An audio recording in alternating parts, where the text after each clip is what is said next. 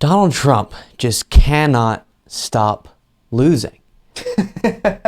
Guys, you'll never believe this. More documents have been found. What? How could you possibly, this time by Trump's team itself? So Trump's team, I guess behind the scenes, was thinking, we're going to be in a whole lot of trouble if after all this rigmarole, there's still classified documents in our hands. And so let's go ahead and proactively look around some other properties, check under, the toilet, just look everywhere for possible classified documents so we're not in more trouble with the FBI. I guess that's the idea. And so the Washington Post has reported, but I'll show you a CNN clip of this being discussed, that in West Palm Beach, Florida, at one of Trump's properties, the Trump team has found more classified documents. Holy smokes. And a stunning new development in the investigation of Donald Trump's handling of classified documents. Let's go back to Evan Perez. Now, what can you tell us, Evan? Well, Anna, the Washington Post is now reporting that that in this search of these multiple different properties, the Trump team found at least a couple of documents that were materials that were marked as classified, and they have now been turned over to the FBI. As we reported earlier, the Trump team had decided to hire a team to do searches at least 4 locations, including Bedminster, Trump Tower in New York, and a couple other locations. One of those locations was a storage unit, storage facility, a private storage facility that the GSA had rented temporarily to assist the Trump team moving items from Washington to Florida. And it appears that's where they found these additional classified items marked as classified as part of this search. Right. So I just could not imagine that before all this started happening, there would be this many classified documents all over the place. And it makes you wonder how,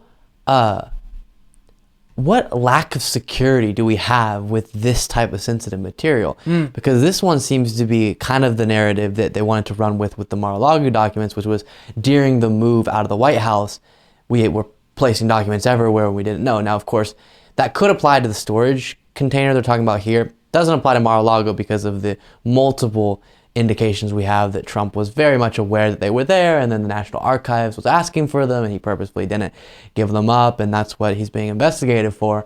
But why do you have so little care for documents that could have very crucial and sensitive information in them?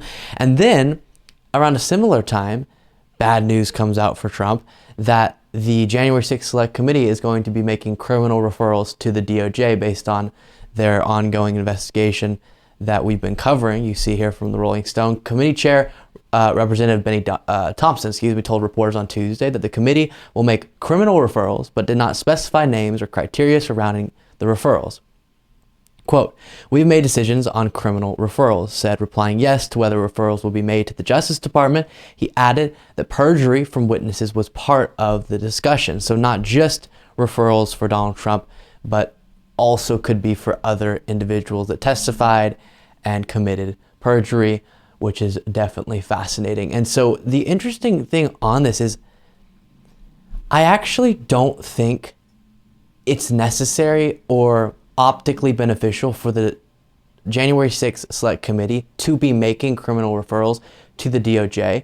There was some correspondent legal analyst I was watching that was breaking down how the DOJ doesn't need that. They're doing their investigation. They can ask for all the evidence the January 6th Select Committee has, receive that, and do the exact same investigatory process they would anyways without the public kind of vibe of this political committee. Even though they did really great work, it is a political committee, is encouraging the DOJ to do something, and then the DOJ is likely going to do it. Now, we understand there's so much evidence, and if Trump is indeed, charged with something from the DOJ, it likely will be on very good grounds.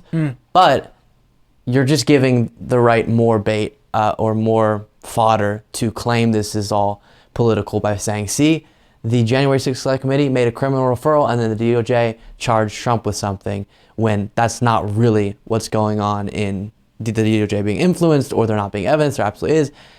So I just thought, don't even need to do this. They can give up all the evidence they have without making a particular recommendation. But the January 6th Select Committee begs to differ, I guess. And Jamie, amidst all of this, there's also the investigations into January 6th. Right. Today, the Select Committee member, Adam Schiff, as we just heard, he was asked at NPR if he... And just so you know, the tripping out, the glitchy stuff is on the CNN clips end. ...believes Trump committed crimes that could be prosecuted. And he said, and I'm quoting him now, "Yes, I do." So what does that tell you? The committee is not being shy, Wolf. Donald Trump is going to be on that criminal referral list. One of my sources said front and center. The real question is, who else is going to be on that list? We don't have names yet. We don't know how many.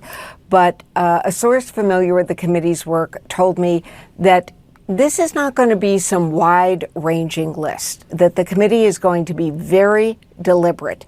They are going to make referrals for people about crimes that they think they really have strong, substantive evidence.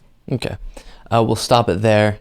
And that's kind of touching on the possible criminal referrals for more people than just Donald Trump, but Trump will definitely be getting one as well.